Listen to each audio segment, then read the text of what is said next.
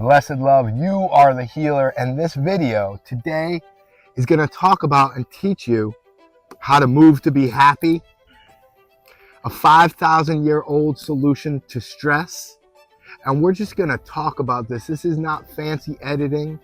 The reason why I mention this, we're not playing B-roll or other footage, and the reason why I mention this is because it will help you with your concentration.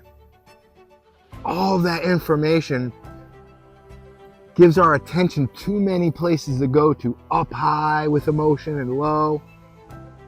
This is going to train your attention, and when we train our attention, that's the main way to create your own reality that you would like, because you're creating it either way. Disconnect from your nature. Not how to do that, but how to connect with your nature and why we are disconnected with nature. The program to win. This is all going to be discussed in a short, brief amount of time, so stick with us. Welcome, thank you. Throw your comments below. Increase the ability to focus is so important. Why? Because what you focus on frequently becomes your frequency. Oh, yes. Where energy goes, attention flows. I love that. Yeah, man. And where your attention flows, whatever your attention is on grows. Right? And we remember this as like when we're around a child, not even to be a parent. Like if a child watches a horror film and has a nightmare, the next day we just change the channel. Nah, most definitely. I love that. And, just real quick, you didn't give me that mic. Oh, the mics. I'm like, double mic'd. I wonder if it could have still heard me or whatnot. Is it? Yeah. I think it heard you. What'd you just say? That was a test. I was want to restart it, but it's all good. So, yeah, what you focus on frequently becomes your frequency. And right now, we tend to have our focus in so many directions. So, grab something to drink. Get yourself comfortable. Relax so you can receive. So how to move to be happy. You are the healer. We're going to go over that throughout this whole talk. And one of the ways you're a healer is to create happiness, right? I was thinking about titling this, Laugh and Smile to be Happy. Fake it till you make it, kind of, or just in general holding space for what we want to hold space for. For sure, for sure. The fake it till you make it I like sometimes, but I don't like the fake part of it. I like embrace it until you're graced by it. Oh, yes, I like that. Yeah, because like if you smile, there's studies showing this. If you smile, you literally will create happiness. They've had studies where people were clinically depressed and depressed in their dreams. Ooh. And then they smile and say, I love you in a mirror for like 20 minutes. And it actually changed all of their moods to get out of depression. But you also mentioned in the dream state they're depressed too. So kind of it's just another aspect of everything. Right. Ooh. They were that depressed that they said they were depressed in their dreams. Ooh. Like that's deep, man. Right. That's really deep. And there's other ways of changing. This is like the physiological response to happiness or sadness. Like if you do this for long enough, you're gonna feel depressed and sad. And on the same way, if you smile, shoulders back, chest out, straighten your spine, and you smile, there's a physiological response. I don't know if have you ever seen those masks, the faces? Yeah. Right? Those are ancient totemic knowledge that we would stare at those masks and we would mimic them and be like, with that awesome smile, or with that like stoic frown. I don't know if I should say stoic frown, with that like emotional frown. And it ended up happening. We'd get sad or happy. Most definitely. And just one quick insight to add, it's not about changing the present moment, nothing. You still, if we're experiencing sadness or anger, whatever it may be, still sit with it and transmute it the best way we can. But at the same time, still, like you said, hold space for what we want to hold space for. So it's not about avoidance. It's not about changing. It's about kind of just like understanding where we are in that phase of our journey. Thanks for mentioning that. I was going to mention that in the beginning, like, this is not about being happy all the time. That would not be good either. That would not be a good state. That would be... It's just like, you know, some people, like spiritual people, would be like, oh, I don't want to talk about that. You know, it's not, you feel me? So it's the same concept, kind of. Gotcha. Gotcha. But we can't avoid still what's happening within the world itself at large, right? Gotcha. Ooh. Yeah, the awareness and acceptance. You mentioned accept. To me, that's like the ABC of reality creation is awareness, acceptance. I would throw in forgiveness in there, right? Appreciation. Gratitude. And then to believe something else is possible. You gotta make it believable for yourself. So like kind of like recreation. Gotcha. So recreating the story we tell, it says recreating our approach. Right. Gotcha. And then we create. Ooh, do that. Right. Then we create. First, we got to be aware of what's happening and accept it, appreciate it, and in that appreciation is forgiveness. Right? And then believe something else is possible, and then create that other possibility by focusing on it, our attention, which is like another way of saying awareness. Awareness is another way of saying consciousness. And once again, consciousness or creation is consciousness crystallized. Ooh, okay. Consciousness crystallized. I like that. Ooh, yes. Love it. Nice. Most definitely. Is there a time in your life, like just giving them a small example, you know, where like you kind of redirected your energy, you feel me? Like, I believe we should never tell it, like I do this all the time and I always need to remind myself, I believe we should never make a point without telling a story, and never tell a story without making a point. Oof, that's deep. Write that down. Bro, every single day. Oh, yes. Every single day. And that brings me to like, right? I feel like we just picked like an ant pile to just... Bro, I've prayed about these ants, man. I've almost moved off this land because of these ants. Ants, please let us be. Oh yeah, man. I just felt one too. It's like we can't even be on the ground here. You got shoes on, bro. That's why I wore them out here, bro. These ants are killer, and that's part of like awareness, acceptance. Like, I've tried to ignore them ant bites, and it hurts, man. It hurts. You just got like, got to get rid of the ant first. You know, and that's kind of like a parable of life. Is like, we got to get rid of the ant first. Interesting. I'm gonna come back to that. But in general, something that just came through is like, with every cause there's an effect. You want to be in nature, you're gonna have to deal with nature. You know, it's like, you know, so there's levels to it. But what were you, going back to what you said, what was that exactly? I'm gonna get to that. Yeah, I want to jump on what you just said. You got to deal with nature, and like when I go out to farm on this land, I will wear longer socks, rubber boots, and long pants and long shirt. I don't know how you do it. And that's like, so uncomfortable. I'm listening. Go ahead. and it's so hot, bro, and it's so uncomfortable in many ways. Yet I decide what uncomfort I want to deal with. Ooh. Right? Because comfort is killing us in many ways. Ooh. The Comfort Crisis, another great book. And I'm not going to talk about the Comfort Crisis, the book, yet. Like our Comfort Crisis, like I got to deal with either, and I tell my son this and other people that visit, like I choose the heat over the biting, right? I don't want to feel mosquitoes or ants. I'd rather feel the heat. You know, so it's one comfort. Like so choose your hard, kind of like. Choose your hard, bro. That's gangster. That's dope. Yeah. Right. Because I bring that up because I remember, you know, just those people talking about like years ago, even to this day, I'm sure. But it's like being broke is hard, being rich is harder, whatever. Choose your harder, you know. Like, Yeah, dude. That was another note I actually put down for this is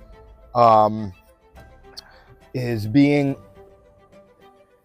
I mean, I'll say this about so many things, but being out of shape is harder than being in being in shape. Like being not exercising is so much harder than exercising. Ooh, right. Ooh. It's so much harder, bro. So in general, as we show up for ourselves, the things will come naturally, whether it's the repetitive, you know, I got you. 100%. Like Chase Hughes, he does deal with psych ops and like work with military and governments and how to like change our identity, brainwash, right? And he defines discipline as doing something for your future self. And I've heard other people say, like, when you change, I think the Master Key System put this way, like, if you're changing a habit, the change is more important to you than the habit. Right, and that's what I meant when we talked this morning about when I mentioned like devotion. It's yeah, like, it's right. I got you. You're devoted, yeah. Devoted, right. It's like it's like becomes your purpose and your mission. Ooh. It's more important than what you're doing now, and that's like all about reality recreation. There's gonna be a time where we get to a point for most people where you're like mad at the House of Mirrors. You're like upset about what's happening in our own life, and we could change all of that. And again, like being upset is also your GPS. Oh yeah. Yeah. Your God's positioning system of like, dude, you probably don't want to be here. Ooh. You want to go somewhere else. Ooh. Your emotions are telling you this does not feel right. Nah, most definitely. I love how you refer to GPS as God's positioning system. Ooh, I like that. I'll write that down. Yeah. Ooh, I like that. It is. Yeah. And our emotions just guide us constantly. One of my favorite books about that is Ask and It Shall Be Given. And she puts it like, we're constantly trying to go upstream and fight against the current. Right. When we're like, our emotions aren't feeling good, and we instead go downstream and have a thought that just feels a little better. So simple. Have thoughts that feel better, that empower you.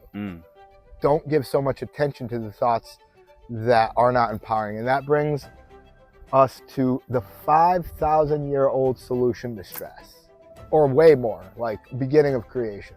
Matter of fact, I was thinking about it, and I told my son, like, sleeping is more vital for your health and necessary than eating and drinking water. Oh, that's fact right there. If you go 3 days without sleep, we've studied it. People do risk their lives. You're like, there was one dude who did it, and it was my best example, in a hot air balloon, and he almost jumped out of the hot air balloon because he like had illusions and visualizations that like were not serving him, and he was ready to jump out of a hot air balloon because of lack of sleep. Oh yeah. And the thing about sleep is, right, a lot of us don't fall asleep because we fight it. We're like, I can't sleep. Ooh. I want to do something else, right? And I told my son, bro, don't even wake up if you don't, because I tell him sometimes, just give it 20 minutes. If you need to, wake up and read. I love him reading. Yet I could see it getting to him. It's been too many days of this. So I told him, this is the last chance, bro. Just close your eyes. If you need to lay there all night long and not sleep, it's okay. It will be just as valuable as sleep. It's just like meditation. You are letting go and releasing, processing, and getting out. Just like when we defecate or poop, we're getting out, we release the waste, the stuff that is not serving us. In this case, meditation, it's about thoughts. There are so little times where we spend in this time right now, most people not doing anything. We're either watching someone speak, we're speaking, we're writing, we're reading, we're doing. Meditation is about undoing all the like knots that we have, and fight and fear in our brain, and we forget this is all a game. The game of life, man. We're just playing. We're having fun. No, most definitely. Right. Or even going back to the part where you said with Jai or whatnot, it's like sell with emotion too. It's like, if you wake up all tired, how do you feel then? Like, you don't feel that good, right? You want to wake up feeling refreshed. All right, little things like that. And I just noticed this, like the monk who sold his Ferrari, bro. That seems like such a good fucking book. It's so good, dude. This author's dope. I've read the 5 a.m. Club that he wrote recently, I believe. I didn't realize this book. I listened to it and then I saw it somewhere and I'm like, oh yeah, I gotta read it. And the author of The Alchemist wrote on the front of it, a captivating story that teaches as it delights. Like, he got some serious peeps to write on this. Mark Victor Hansen, the co-author of Chicken Soup for the Soul. Nothing less than sensational. This book will bless your life. The funny thing about this book, bro, is it's so simple. It was written like 47 years ago, 1978. I was born in 77. That's why I know how many years. And bro, this book is so simple. It's like it's a fable, a story about this lawyer who sold all his stuff, including his red Ferrari. And he like was losing his mind being a lawyer. Wow. Didn't have purpose anymore. Damn. He goes to the mountains with the sages of Savannah. And it's the simplest, like, what did I write? I wrote the I'm listening. I feel like there's ants in my pants. There is ants in your pants. They're so mean, bro. We might end early to have them be able to take a bath. Or just put something down before we start, you know? Yeah, bro. Next time I just feel bad. I don't mean to like shake off. I know your drink's right there. No, it's okay. I'll eat ants. I'll eat them. I've eaten many of them. So yeah, the sages of health, I call them. And it's like, they look so young. They're vibrant, full of energy, and they're older. Like, they're glowing. They don't look like they aged. And I think all of us know what they did, right? They meditated. They sat in stillness and silence. They slept, right? A good amount. They didn't let themselves get stressed. The meditation, right? The 5,000-year-old solution to stress. All the power is within. Detach. What was that quote? You know, detach from everything. Connected. What's it? Not connected to nothing, attached to everything. No, attached. Attached to nothing, connected to everything. That might have been attached. That sounds pretty good. Connected. It was something like that, yeah. Right? So they meditated, they slept, they had amazing relationships. Gave, like, one of them, he said, he'd tuck his kid in and he'd say, or maybe it was him saying, as a child, my dad would tuck me in and have me go to sleep, and he'd say, what act of kindness did you do today for someone else? And if he didn't name one, he'd have to get up out of bed and go do something nice for someone. Do something kind for someone. I love that. And we could even redirect that back within ourselves. What have I done for myself today? 100%, bro. And then back to self, like fruits and vegetables. They ate like a lot of raw food, you know.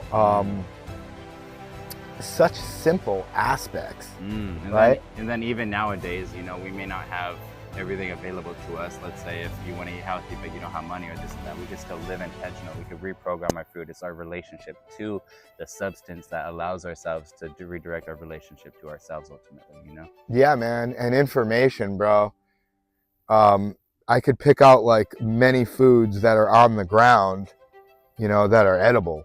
And it's not because I planted them. They're weeds that are edible. There are so many food banks, like, so it's not about having resources, it's about being resourceful. Ooh, right. Because it's like, I'm sure you saw, let's say, a certain particular plant. It's like you looked it up. You're curious. You're asking questions. Yeah. You put yourself in that position. You know, right? Ooh. I changed my being. I like told myself I'm like learning. I am aware. I know how to eat and recognize plants and trees in my surroundings. I had this belief that it's really important to do that. And then all the other stuff came natural. Like I put myself around people who know that stuff, picked up a few books, watched a few bit, and like it was, you know, it seemed very beneficial. So I just did it. It's so simple. Like he says, you know, he said the 7 timeless virtues of enlightened living. Right, this is kind of a summary of the book. 1, master your mind. Right, and the symbol is the magnificent garden. You know, your thoughts are seeds, and you plant them into your subconscious, and then you do those thoughts or ideas on autopilot. And it, like this is there's a lot more to it, but I just want to give you an overview. 2 is follow your purpose. And that's, again, when you meditate, you start to hear what your purpose is. You're not drowned out by other people's purposes. You live by design, So not by default. So grounded in your own truth, right? I like that. 3 is practice Kaizen. Have you heard of Kaizen? I feel like I have, but go ahead. One of my favorite Japanese words is the art of slowly incrementing to improve. Just do one little bit to improve yourself. What is it, Kaizen? Kaizen. Kaizen. K-A-I-Z-E-N.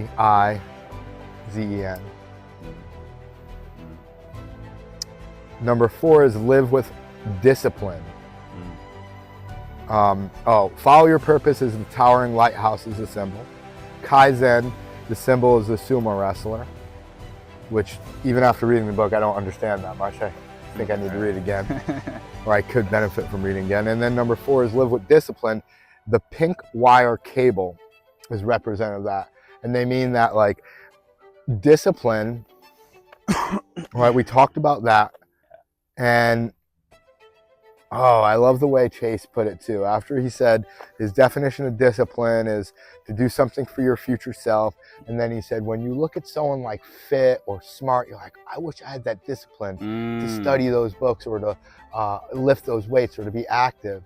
But it's not really discipline that you're seeing, he said. He said, you're seeing the habit.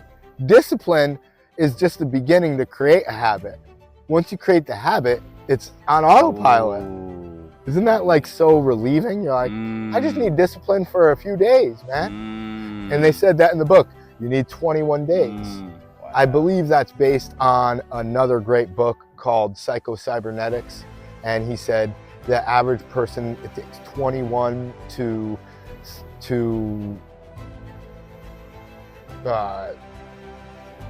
67 days to create a habit, or between 21 and 365 days to create a habit. Some people say it's 21 days to create a habit. Some people say it's an average of 67 days. Man, it might take you a year. It could even, for some individuals, it could take even 20 seconds with just literally embodying it, collapsing certain timelines and everything else. You feel me? So everyone's different. 100%. And if you don't believe that, you already did it, most likely, in 1 second with the trauma. Oh, your belief has changed with one traumatic experience, and the way you do things has changed. Because belief builds behavior. So the pink wire cable is like one discipline, one habit is one wire. It's not that strong. Or think of it as dental floss, right? A little piece of string. But then another and another and another, and then they said that there was he's mentioned this saying, this proverb, with enough spider webs you could catch a lion. You know, like one little strand becomes super strong when thousands of them are there, just like your discipline. And then real quick, bringing up the spider web, it's like, think about it. They create a foundation for their meal to come to them. And that's why they symbolize divine feminine. You know, it's like, just one more example. They create a foundation. Right. Oh yeah. So same goes if you're in the yard right now trying to catch a butterfly, you're more likely not going to catch it. You create the foundation, you prep the garden and everything else, the butterflies will come naturally. Oh yeah, man. Yeah. I just stared at I went to go out and meditate and ended up spending 5 minutes. I usually meditate with my eyes closed. to not get distracted by the outer world or attracted. And I was so attracted to this hummingbird, like my favorite animal. And she let me watch her for like 5 minutes, which to me is such a long time for a hummingbird. They're so quick. He was eating all these flowers, and I thought it had to be red flowers. And he was eating out of a white flower, moringa flower, and then all these other flowers. I'm like, wow, just like you said, I created an environment and attracted what I love. What I love, man. Nature. Right? That's that, and we'll get into that. So number 5 is respect your time, the gold stopwatch. And I don't know, I don't know if they said that in here, but I like to say we don't manage time, we create time. Time slows down when you're in the flow state. Another great book, Flow State. Time speeds up when sometimes when you're in a flow state, right? But no. time and space tend to not matter so much when you're in a flow state. Most definitely. I kind of just got the download where it's like divine timing is what we make it, but at the same time it's not, but at the same time it is. 100%, right, bro. Go ahead. I don't know if you ever heard this, dude. I saw this, I was like, what? We've put people on a bungee cord jumping off, right? And it's like near-death experience, right? Even though they know, bungee's gonna come up, you still have that feeling. And then at the bottom, they showed like a split second of number. It was such a small split second, you could not pick it up on. But because they slowed down time, because they thought they were dying, they could read that number every time. Multiple different people. You jump off the bungee, right? So there's a little clock, a little like stopwatch, and it just says like the number 15 on it. Gotcha. But it's a split second. You wouldn't see it. You're if saying I showed at the it bottom, someone's holding it for when they come down. It's yeah. Okay. I don't think anyone's holding it, but it was there. Gotcha. It was there, and they were able to read that number, dude. That's insanity. Oh, so okay, gotcha. So okay, it slowed down time, really. In reality, it slowed down time. They were not able to read that number. When they were showed that number, like on land when they were safe. Right. Oh wow. Crazy, There's bro. so much different levels to it. Think about we're in our highest excitement. We are typically our videos last an hour, but it feels like 10 minutes for us because we're just flowing that right. So similar 100%. Concept. Ooh, interesting. Or when we're stressed out or looking at the clock, let's say if someone has a 9 to 5, it's like time goes by slow. That was a slow. I couldn't think of. That's another one, right? Or like a pot of boiling water doesn't boil if you stare at it, But yeah, I'm sure we've all experienced like a minute, like, oh my Lord, that was 1 minute. Another good example is sprint as fast as you can and time out 1 minute. If you could run as fast as you can for 1 minute. The whole minute, you're saying? Bro, it's like literally almost impossible because a sprint is like 10 or 20 seconds. And when you start doing that, you're like, oh my Lord, shows you how powerful 1 minute is. Yeah, gotcha. Wow. Powerful. Respect your time, the gold stopwatch. And then number 6 is selflessly serve others. The fragrant roses. So much depth in this because and I'm bringing it back. That's why reading a book multiple times, I thought I had it all, but there's so much to this. But selflessly serve others, we all kind of know what that is. I told that story about the random act of kindness, right? The rose has me drift off into this book because they when he saw their temple was built of roses. A temple was built of roses and sticks and twigs, and so were all of their little houses. Wow! Imagine sleeping in a house of roses. How fragrant that would be. Number 7 is embrace the present, and then the path of diamonds. And that reminds me of another great book by Russell Conwell. Acre of Diamonds. And it's about this story he heard in Africa when he was traveling the world. I'll make it pretty quick. It's the best story ever. Mhm. This guy had an amazing farm like here, right? And he's growing, he's having good, and all of a sudden he finds out about diamonds.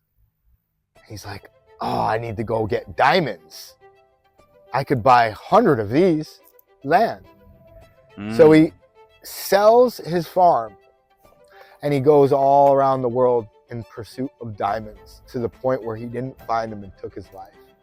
Searched all over the True world story, huh? endlessly. I think Or so. just a general. I mean, really, It happens every day. Right. every day, yo. You all tell me Wow. about your acre of diamonds that you're searching for. Oh, wow.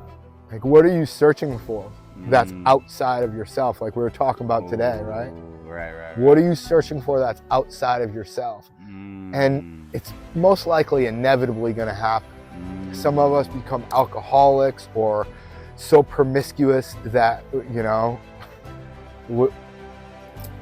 there's so many ways to, or eating outside of ourselves. We keep on eating. So he's searching, he sold his farm, he's searching for diamonds, doesn't find any, takes his life. Meanwhile, the guy that bought the farm, Mm. he's farming, he's having a good time. Realize right? there's diamonds on the property. So you know where I'm going. He found this rock and he puts it on his mantle, and this other guy comes and he's like, what's this rock? And he's like, can I see this? I'm like, yeah. And he's looking at it, he's like, dude, you know, where did you find this? He's like, right in the quarry over there. There's tons of those rocks. He's like, dude, this is an uncut diamond, and this is the largest uncut diamond I've seen. And he's like, can you show me that quarry? And he goes over there. It's like acres of diamonds. Acres of diamonds. It's the largest diamond quarry ever found at that time. Wow. And he has all these diamonds, man. And it's like the acre of diamonds, the true part of that story is not the wealth and searching and making sure you check your land. It's that your acre of diamonds always within. All the power is within. Without is a reflection of within. The external is a reflection of the internal.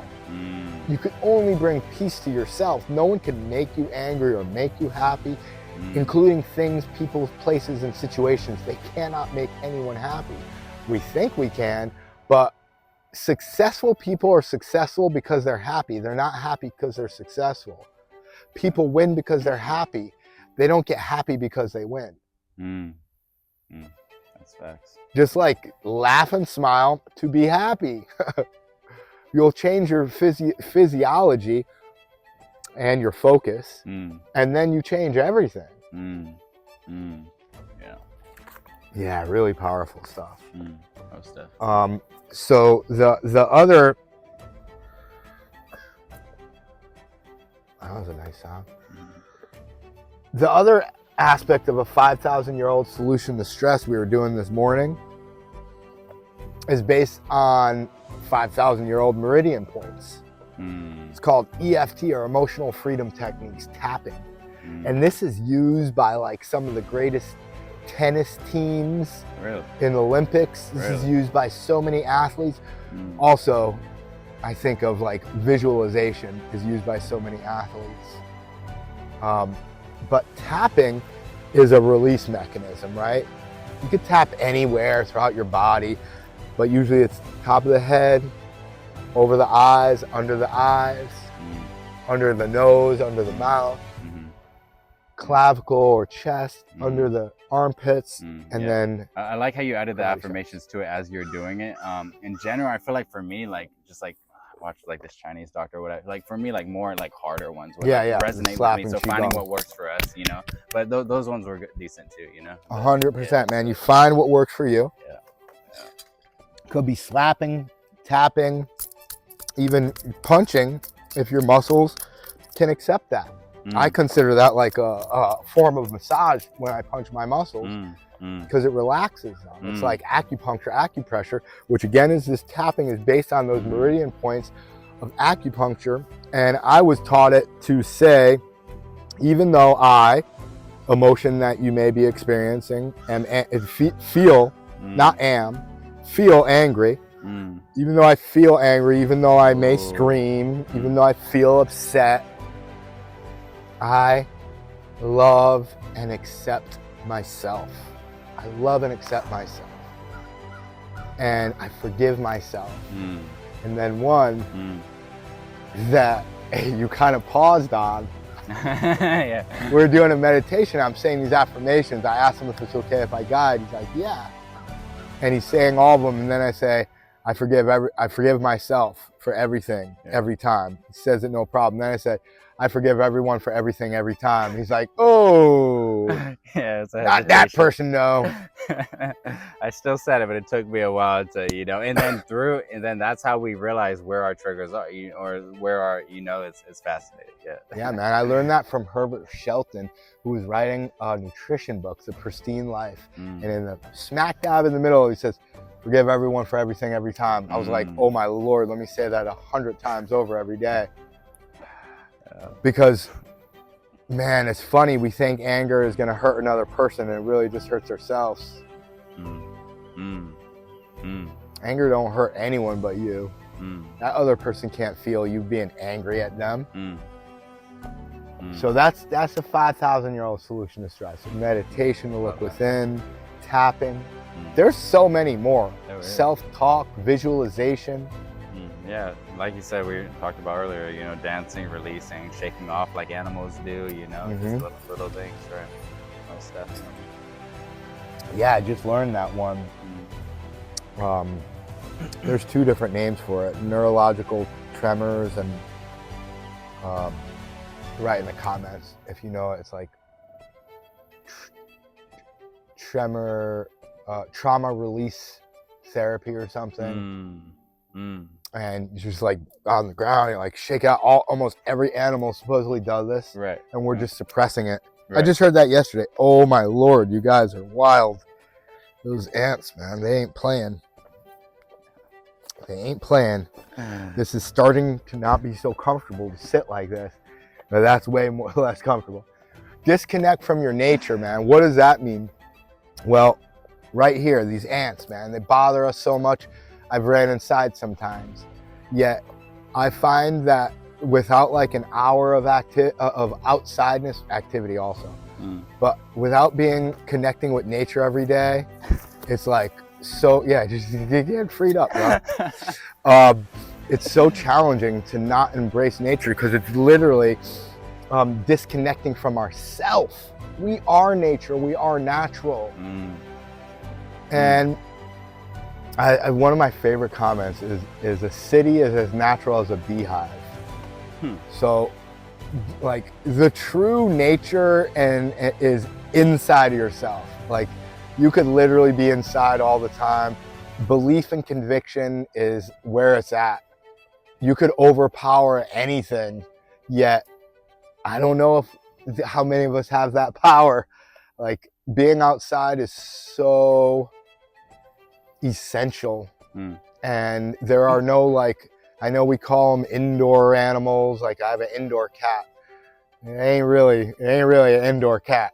I know it thinks it is at this point. That's true. And then going back to trauma or whatever, I remember reading a study a couple years back. It was like domestic animals or domestic dogs have more trauma than actually wild ones, basically. Yeah. So it's like, wow. And you think about that, it's like, take that to humans even. It's like when we're in our comfort zone and we're like comfort or like adapt to little things like that, it's like, it's just, it's different, it's right. Bro, right, you remind me of what I heard, I think it was yesterday, that people that spend more time chilling, relaxing, watching TV, sitting down, way more stressed than the people that do more and push their brain and body to the highest limit possible. Interesting. That's interesting. And even if for me, I've been productive this past few weeks, but at the same time, still sitting at my desk working, it's like, just at the house and whatnot, and I've noticed like the stress or little things accumulate where I'm not moving my body compared to when I used to work construction, So there's still pros and cons to everything, but overall, objectively speaking, it's like, oh, interesting. It's fascinating. Yeah. mind, body, spirit, you know? Maybe we're working our mind a lot, but we're not working our body. Maybe we're working our body and mind, but we're not working our spirit. And when we put those things to like put work in, or love in, or energy, or attention, it's like all of those things unifying, and you're doing all those simultaneously. Yeah, man. Right. Ooh. Yeah, energy gets created. You can't store energy. I'm gonna save my energy for later. You know, like we have that saying. Right. It's like receiving a download and, you know, not sitting with it. You know, it's just like, oh, it's like later you might not come again. You know. Yeah, or and you see just it in the same way or have the same motivation. Right? Yeah, or like